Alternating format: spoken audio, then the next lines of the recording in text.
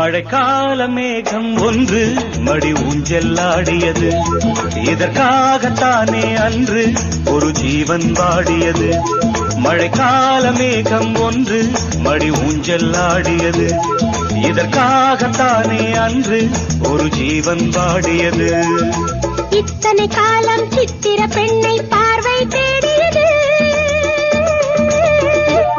ஒரு பாடல் பாடியது, அதில் ஊடல் கூடியது.